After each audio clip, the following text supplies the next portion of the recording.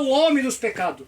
Quando Adão peca, quando Adão ele cometeu a desobediência no gênero do Éden, ele transfere para toda a humanidade uma natureza pecaminosa. Nós somos pecadores, irmãos.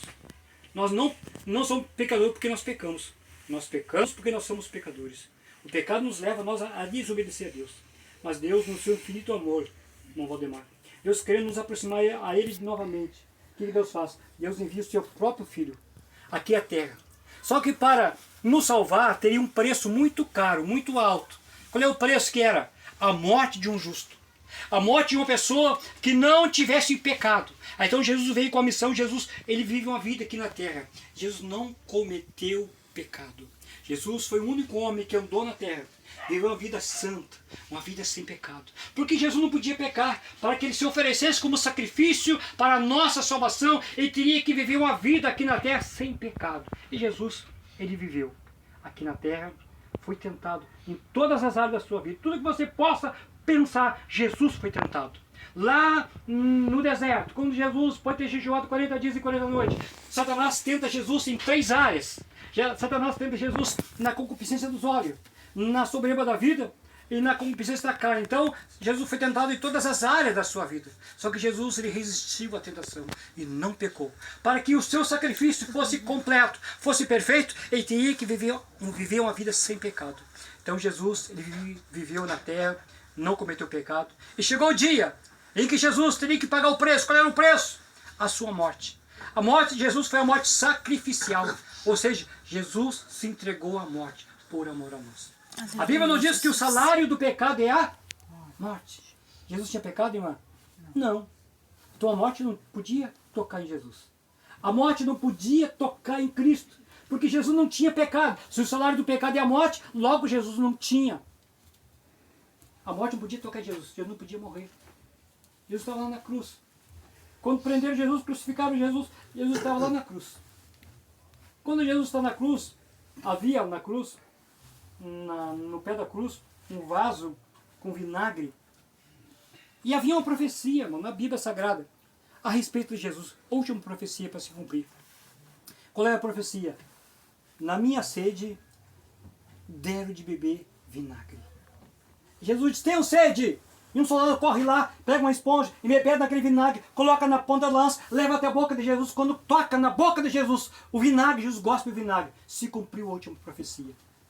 Aí então Jesus diz assim, Pai, está consumado. Todas as profecias ao meu respeito estão consumadas. E nas tuas mãos, Senhor, eu entrego o meu espírito. Dito isto, ele expirou.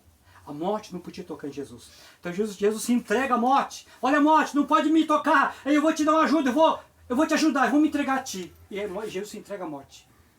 Jesus, dito isso, expirou. E quando Jesus morre, irmãos, ele não morreu para ficar lá na sepultura. Ele morreu para vencer a morte. Quando Jesus ele é levado à sepultura, ele ficou 3 dias na sepultura. Mas a Bíblia nos diz que no domingo de manhã, bem cedo, as mulheres foram ao sepulcro para levar perfume, para perfumar o corpo de Cristo. Quando chegaram lá, houve um terremoto. E aquele terremoto removeu a pedra. Porque a sepultura de Jesus era uma caverna cavada e havia uma grande rocha que colocaram ali.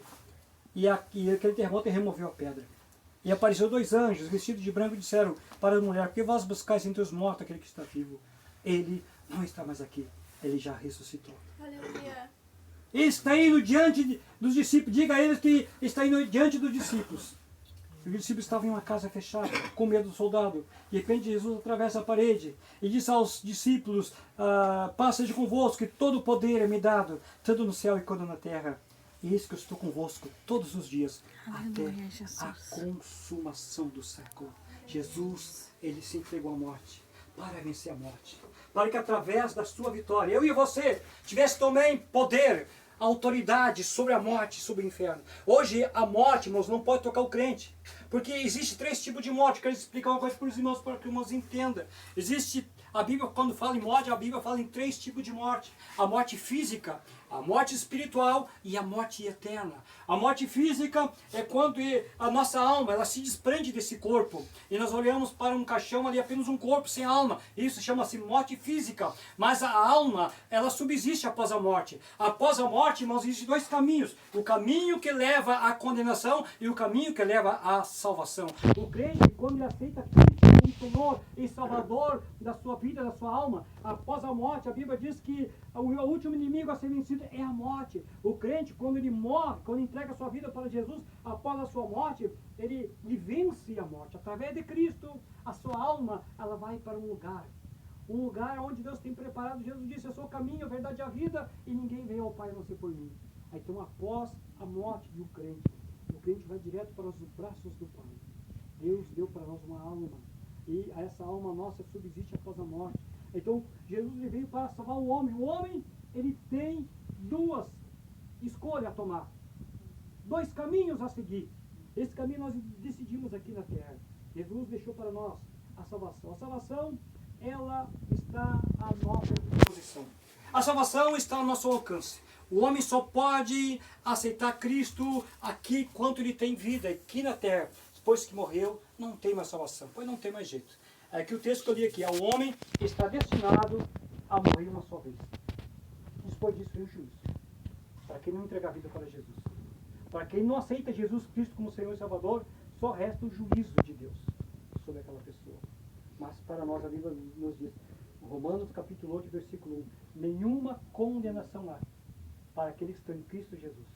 Que não andam mais segundo a carne, mas segundo o Espírito. Então, quando Jesus ele veio à terra, ele veio trazer salvação à humanidade. Essa salvação está à nossa disposição. Deus, ele alcançou a todos.